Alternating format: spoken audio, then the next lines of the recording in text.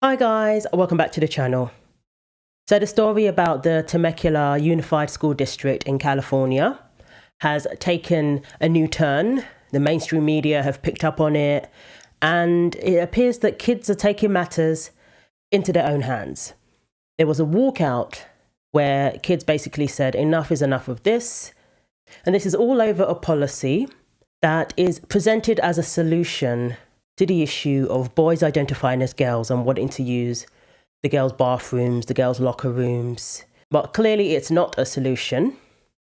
It's the option of allowing girls to sign a religious or a mental health exemption if they object to boys being in their bathrooms, if they object to sharing a locker room with a boy. Now, this has already caused issues for girls in these schools under this school district. We had girls waiting outside while a boy who identifies as transgender changed in their locker room. They waited outside, and the school counsellors allegedly were encouraging them to go into the locker room. Why are you wasting time? Come on, girls, go in there and get changed. While a boy was undressing in their locker room. Why are these counselors saying, come on, girls, hurry it up, as if they needed to pressure them to see a boy naked in the locker room? And this is why parents and community members were called to speak at the school board the other day, because there is no policy in effect in the school protecting these girls from seeing this boy naked in the locker room, from him using the locker room, from him watching them undress in the locker room, from him using the girls' restroom. No policy, except, girls, if you're not comfortable, you can get a medical exemption. There's clearly something wrong with you if you have a problem with this. So they waited outside. Then they ended up missing most of their PE class. Once again, it's girls being excluded, it's girls being affected by this. And now they're being made to sign paperwork that says that they have a mental health issue because they don't want to go along with this. They're the ones who are being told that there's something wrong with them. At the last school board meeting, we passed a fantastic new policy affirming religious freedom and student privacy in gym locker rooms and in bathrooms. This actually sounds pretty promising. Let's take a listen. Parents and guardians can request a religious accommodation, opting their students out of locker rooms where they would have to undress in front of another student of the opposite biological sex. And in addition to that, we have a mental health accommodation. So it's the girls that have to get a religious or a mental health accommodation to not change in a girl's locker room because a biological boy is there. Let that sink in. This is a victory for parents' rights. It affirms student privacy and dignity in vulnerable spaces. And we are going to continue in TVUSD to pass certain parental rights and notification policies. This is gaslighting, and this is a lie. So that was Emil Barham. That is a man, not one who identifies as trans. He is one of the people behind this new policy, and he is championing the policy as a solution to the problem, as a victory for parents and parental rights. Some of you were asking in my previous video if this was a woman. No, this is a man, and he's one of the people behind this policy. And what people noticed is that when Chelsea Boyle, the woman who is drawing our attention to this matter, who's been very outspoken about it, encouraging parents to really look into this matter and letting people know that it's not a solution at all, and it is a big deal. It can come up in the future as a red flag, the fact that they've signed a mental health exemption. When she was speaking at a board meeting, this man stared at her intently and smiled in a very creepy manner. He wouldn't, take his eyes off her while she was giving her testimony, and he was smiling in a demented way, quite frankly, trying to, intimidate her. Temecula's new parental notification policy is a scam. Melinda and Emil have been active on social media dressing up this policy as a win for parental rights, a win for girls' rights, when in fact, they are gaslighting parents and these girls. Nice smile, Emil. And many of you expressed concerns about this person's conduct, and I don't blame you. So this is something that if they were to sign a mental health exemption, maybe they're not religious and they opt for the other option, and it's a mental health exemption. If they were to sign that, it's saying that there's something wrong with them, essentially. It's saying that they're the ones who have a mental health issue. And this is something that can affect security clearances in the future. Some people were trying to say, well, it's not a big deal. What proof do you have? What evidence do you have that this could stay on their permanent record? But that's the risk that they shouldn't need to take. The burden of the accommodation should not fall on the majority of the students who are simply using facilities consistent with their biological sex, telling them that they must either adjust or be permanently marked with a mental health record. That isn't fair, and it discourages students from speaking up when they feel unsafe. As a former United States Marine, I know firsthand how serious that can be. If I carried a mental health accommodation as a young person, it could have disqualified me from serving. We should not risk closing doors for students in the future simply because they express a normal, healthy boundary today. If available, please attach supporting documentation, medical diagnosis, 504 plan, counselling records. Wow. To opt out of being in the locker room with a boy. Absolutely absurd. Well, parents have spoken out. Chelsea Boyle has continued to speak out about this. Parents have condemned these policies that continue to allow boys into girls' locker rooms and are now trying to label girls as mentally ill for objecting. When you first opened this topic, the key word that you said was if a girl does not want to change in front of the opposite sex. You yourself admitted that trans girls were the opposite sex, like they're a boy. You didn't say it like that, but saying the opposite sex of a girl to me is a boy, okay? So this is not what we as parents want to see. I don't want my child, who's a daughter, that has to sign a paper to be opt out from her space. This is not only locker rooms, this is not only bathrooms, this is in our sports, okay? If you're saying the opposite sex is a boy, then why is he in our sports, in women's sports, in girls' sports?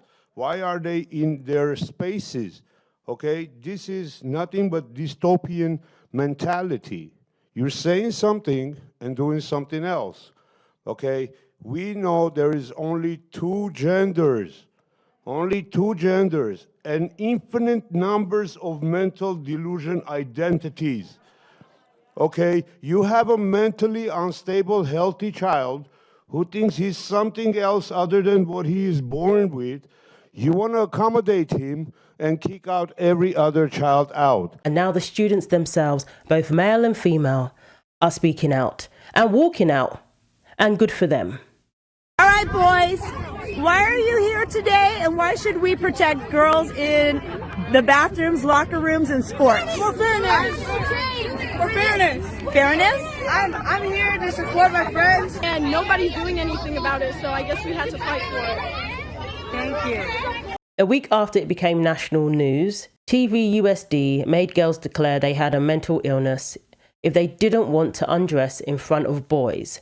Students took it upon themselves to walk out in protest. Nobody is doing anything about it, so I guess we have to fight for it. So the Temecula Valley School District is going to reconsider passing this policy that requires these exemptions. They're going to reconsider it. They're going to reconvene on the 9th of September. So we shall follow this very closely. But I'm assuming they're well aware of the backlash and are now looking into the matter. They've heard different testimonies, very strong testimonies. It's a duty of these schools to provide girls with their own space for their protection, for their dignity, for their comfort, for them to be able to participate freely like everybody else. A big part of that is being able to get changed in a locker room without boys being present. These girls deserve to be protected from harassment, from being vulnerable to SA. These schools have a duty to protect these girls, more so than their so-called duty to affirm somebody's gender identity. She told me in a lengthy statement that the district has been hit hard financially due to left-leaning judges. She said, so our ideas may seem wacky at times, but given the political environment in California, we are looking at all options to find protections for girls. The ideas are being reconsidered and changed. But if you look at the merits of the policy language, you will see the intent is not to cause harm. Well, school officials in California put the brakes on a plan to allow females who don't want to share private spaces with boys to opt out. The community pushback was fierce because the plan required those girls who didn't want boys in their locker rooms or bathrooms to sign a form citing their own mental health issues. Here's what former Penn State swimmer Riley Gaines said about that. In California, if you're a girl who doesn't want to use a high school, middle school age girl, if you don't want to have to use the restroom next to a boy or forcibly undress next to a boy, that makes you mentally deranged. All right, correspondent Heather Myers has more on the school board's hasty retreat. Heather. Well, Todd, right here in my hands, I'm holding the form that at one point the school board was proposing that girls sign. And in the fine print, it asked them to list their mental health condition, things like diagnosed anxiety or PTSD. All this in order to be able to opt out of sharing a bathroom or a locker room with a biological boy. Well, a lot of parents told their child not to sign this form. In fact, parents and students held a protest outside of a Temecula area middle school today. You girls here and you boys here that are standing up, you are going to change things not just for your generation, but for generations to come. Yeah. Well, just this morning outside of James Day Middle School in Temecula, parents on opposite sides of the issue stood on opposite sides of the street. Some community members say girls at the school who waited outside their locker room for a boy to change inside were then marked tardy to class. I reached out to the district to verify that, but I haven't heard back. Earlier this year, the school board proposed having girls sign this mental health accommodation request form as an exemption to having to change in a locker room or share a bathroom with a biological male student. Last week's school board meeting became so divisive that the school board voted to table the issue of using these forms, at least for now. This really is a mess. You have these school boards, these school districts tying themselves in knots, trying to get around this issue, or they claim to be trying to get around it, and they're doing everything but protecting women's spaces. They're doing everything but acknowledging that there are only two sexes, male and female, and that everybody deserves their own space according to their sex. If someone identifies a certain way, they have to make their own accommodations. Everything should not have to be turned upside down to accommodate people with gender identities. Girls shouldn't be labelled because they demand that their rights be upheld, that they demand that their privacy and their safety be upheld. They shouldn't be labelled because of that. This is very simple. Keep the spaces as they should be according to biological sex, and everything else is going to have to go around that. It shouldn't be the other way around. That is unacceptable. And it's so unnecessary. We shouldn't even be discussing this. We should be focusing on kids being able to read at grade level. We should be focusing on kids being able to do math at grade level. Not using all this time and resources discussing something that is just so basic. So hopefully they continue to listen to the people, listen to the kids, listen to the parents. Forget state law. I'm sorry. Follow the federal law. How about acknowledging biological sex for a change? Well, the federal law does that, thankfully. That's what they need to follow until the state law catches up. So let me know what you think. Thanks for watching. Like, comment and subscribe.